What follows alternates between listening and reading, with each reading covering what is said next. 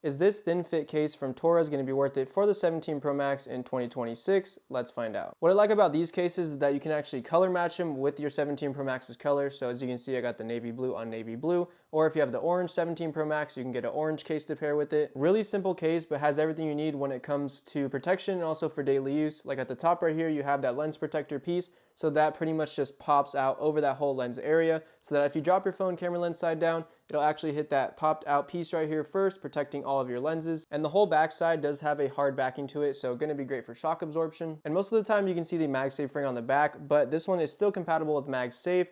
It is just going to be hidden. So let me show you real quick. It's going to be hidden on the inside of the case. So you can see you have a built-in MagSafe ring there. So still going to be compatible with your MagSafe charging or just any MagSafe accessories. And on the side, you still have that cutout for that camera action button. So you can still use that with the case on your 17 Pro Max. Overall, really simple case, but has everything you need. And I like how you can color match these with the new 17 Pro Max as well. But yeah, definitely would recommend this if you are looking for a slimmer case.